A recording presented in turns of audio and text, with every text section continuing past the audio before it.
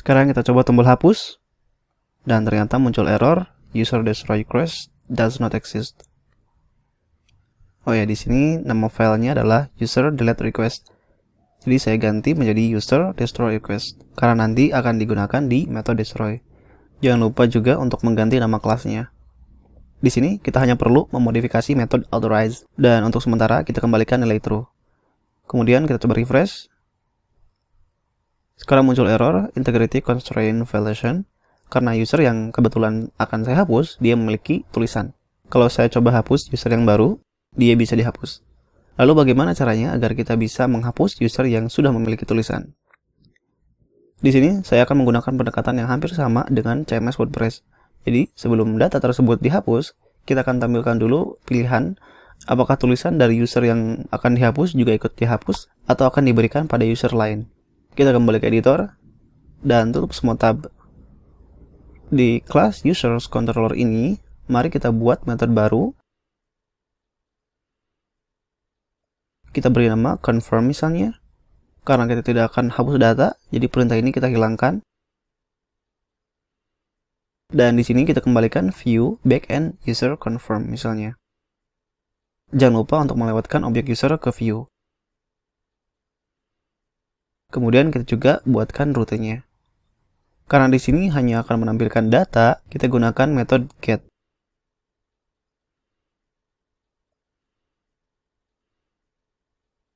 Kita akan petakan ke metode confirm yang ada di backend users controller. Dan kita juga namai misalnya backend user confirm. Sekarang mari kita buka file tabel.php dan hilangkan form pembuka dan penutup.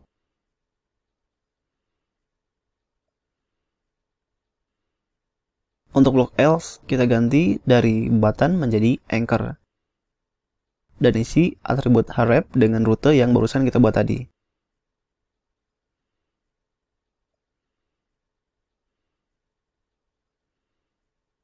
Refresh.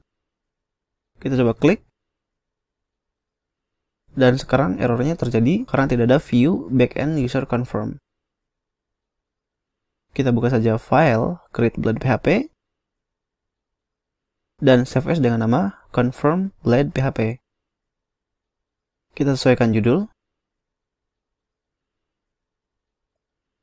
subjudul,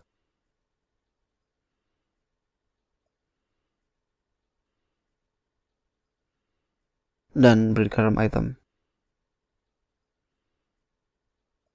Kemudian untuk form open, kita ganti metodenya menjadi delete dan rutenya menjadi backend users destroy. Dan kita juga perlu lewatkan ID dari user yang akan dihapus. Untuk files dan ID kita hilangkan saja. Di sini saya tidak akan menginclude file lain, tapi langsung saja definisikan pesan dan formnya di sini. Saya hanya memerlukan definisi parent container.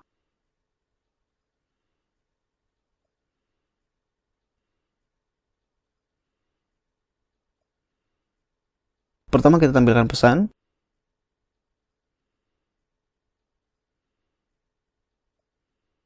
Kemudian tampilkan ID user beserta nama.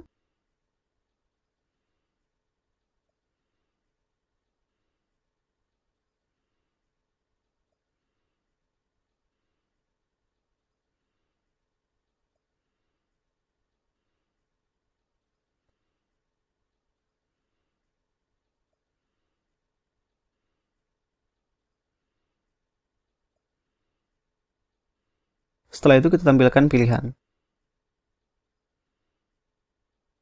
Misalnya kita namai delete option.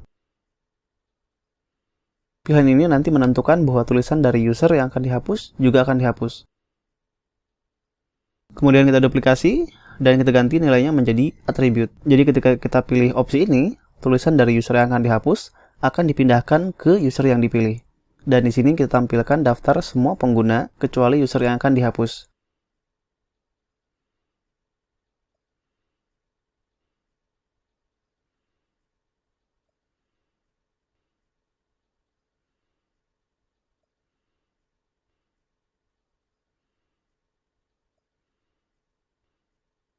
Kita lihat.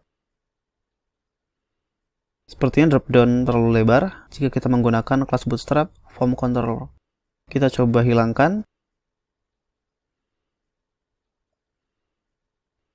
Oke, saya rasa lebih bagus seperti ini. Sekarang masalahnya adalah semua data user ditampilkan di sini. Padahal kita tidak perlu menampilkan user yang akan dihapus. Karena kita memerlukan query yang agak kompleks, jadi mari kita pindahkan saja ke dalam controller. Dan kita ganti menjadi users. Di dalam metode confirm, mari kita lakukan query untuk menampilkan semua user, kecuali user yang akan dihapus.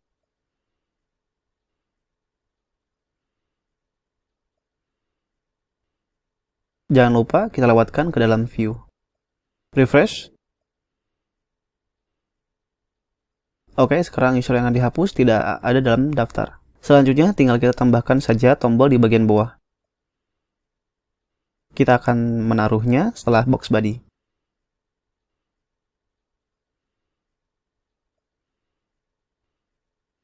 Pertama, kita buat tombol submit dengan menggunakan kelas Bootstrap btn danger.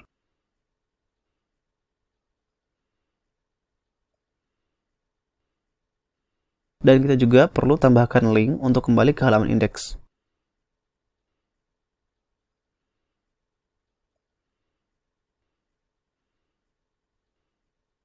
Kita refresh. Oke, tombolnya sudah tampil. Dan sepertinya kita perlu buat salah satu opsi dalam keadaan terseleksi.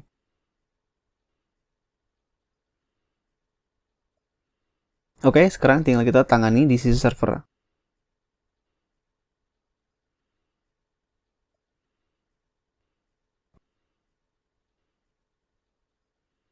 Pertama kita tampung delete option yang dipilih.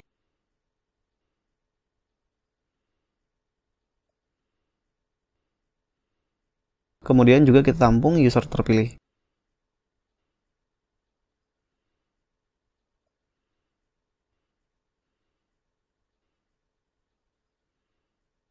Selanjutnya kita cek opsi hapus yang dipilih.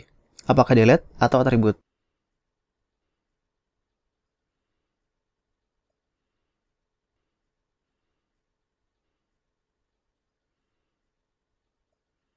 Saat kita pilih delete, maka pertama kita hapus seluruh tulisan dari user. Baru setelah itu kita hapus usernya.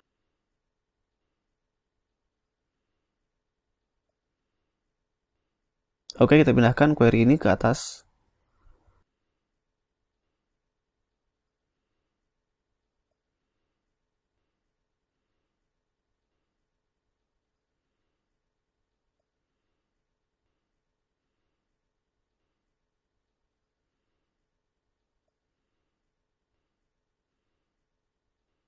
Kemudian jika kita pilih opsi atribut, kita update seluruh tulisan dari user yang akan dihapus dengan ID user dari user terpilih.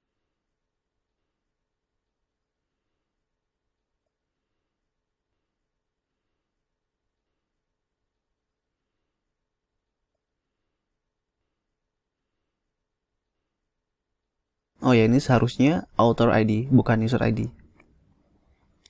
Kita komentari dulu perintah untuk menghapus. Kita pastikan perintah di atasnya sudah sesuai. Kita coba hapus satu data. Dan kita pilih opsi attribute content to selected user. Sebelumnya kita coba buka halaman front end. Dan kita pilih user yang akan dihapus. Kembali ke back end. Dan klik tombol confirm deletion. Oke, berhasil. Di sini data user tetap ada. Karena kita tadi komentari perintah untuk hapus. Sekarang kita kembali ke halaman front end. Oke, sekarang user ini sudah tidak mempunyai tulisan. Artinya opsi atribut tadi sudah berhasil. Sebelum kita tes opsi hapus, di sini saya akan buka phpMyAdmin. Saya akan pilih satu tulisan dan mengedit author ID dengan user yang akan saya hapus, yang dalam hal ini user dengan ID 2. Oke, kita lihat di front end. Dia sekarang mempunyai satu tulisan. Dan untuk tulisannya tadi, ID-nya adalah 4. Sekarang kita coba klik tombol hapus. Opsi delete all content sudah terpilih. Dan kita klik tombol confirm deletion. Sekarang kita lihat di phpMyAdmin. Dan ternyata tulisannya tidak terhapus. Oh ya, saya lupa jika tulisan atau post memiliki soft deletion, yang artinya jika kita gunakan perintah delete, dia akan menaruh dalam tong sampah. Jadi setelah kita mendapatkan seluruh tulisan dari user yang akan dihapus, kita panggil metode withTrust untuk mengambil semua tulisan termasuk yang ada dalam tong sampah. Setelah itu, kita panggil forceDelete untuk menghapus data dari database. Sekarang kita coba lagi.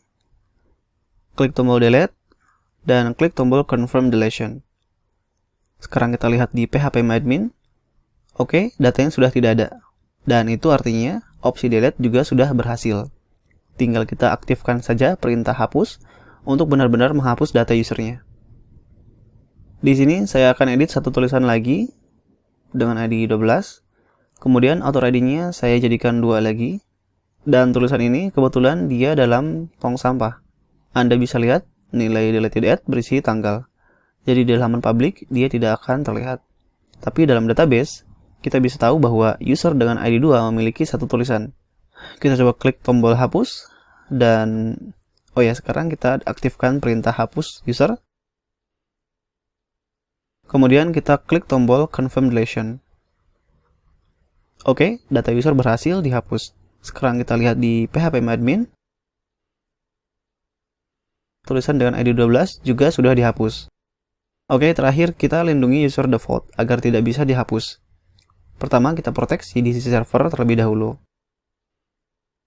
Kita buka file table.php dan buat agar tombolnya hidup semua.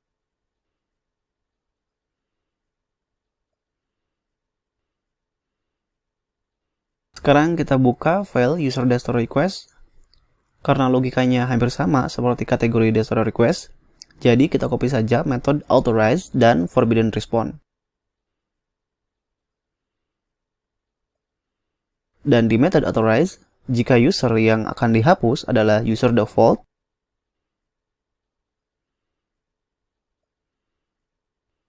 atau user yang akan dihapus adalah user yang sedang login, kita kembalikan nilai false.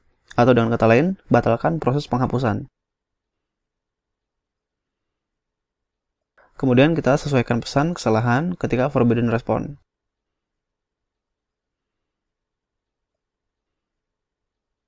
Kita coba. Saya coba menghapus data user saya sendiri. Muncul pesan error.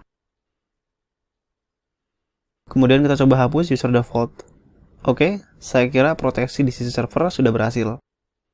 Kita kembali ke table.php dan kita lakukan pengecekan yang sama seperti di user-request.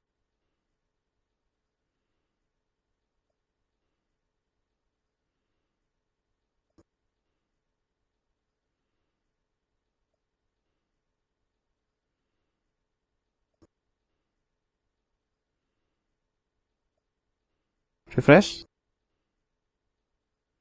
Oke, sekarang kedua user tidak bisa dihapus. Dan user default ini saya ganti namanya, misalnya superadmin.